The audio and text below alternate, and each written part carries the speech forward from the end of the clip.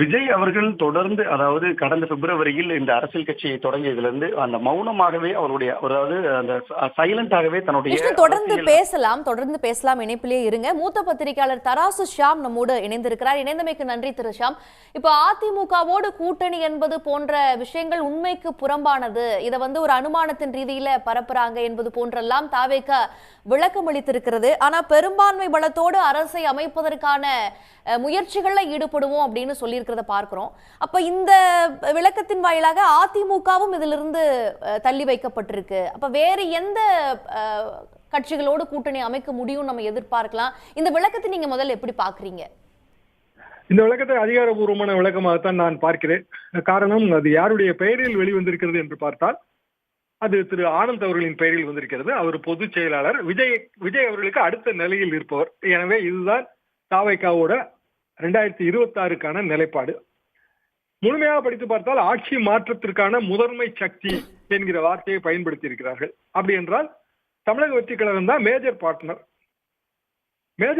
தமிழக வெற்றி கழகம் என்றால் விஜய் அவர்கள் முதலமைச்சர் வேட்பாளர். அந்த நிலைப்பாட்டை ஏற்றுக்கொள்கிற கட்சிகளோடு கூட்டு. அப்படியான ஒரு நிலைப்பாட்டை தமிழ்நாட்டில் இருக்கிற பிரதான கட்சிகள் எதுவும் எடுத்துக்கொள்ளாது. ஆக சிறிய கட்சிகள் வருவதற்கான வாய்ப்பு இருக்கிறது. பாமக கூட அந்த நிலைப்பாட்டுக்கு வருமா என்பதில் எனக்கு சந்தேகம் இருக்கிறது. உள்நோக்கத்தோடு தான் தோன்றித்தனமாக சிலர் தெரிவிக்கிற பொய்யான கருத்துகள் என்று கூறுவதன் மூலமாக அதிமுக தமிழக வெற்றி கழகம் கூட்டணி என்கிற வதந்திகளுக்கு முற்றுப்புள்ளி வைக்கப்பட்டுள்ளதாகத்தான் நான் நினைக்கிறேன். இதன் மூலமாக ஒரு மூன்றாவது அணியாக தாவேக ஒரு அணியை அமைக்கும் அப்படின்னு நம்ம எக்ஸ்பெக்ட் பண்ணலாமா?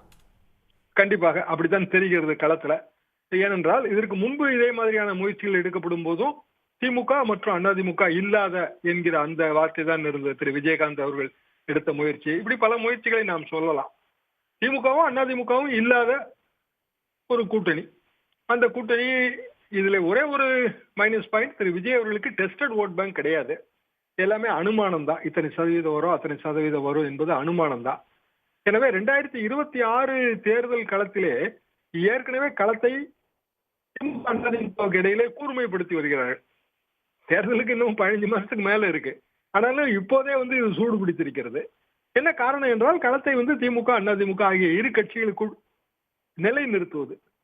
கான்செப்ட் ஆஃப் ஃப்ரேமிங் என்று பொலிட்டிக்கல் சயின்ஸில் கூறுவார்கள்.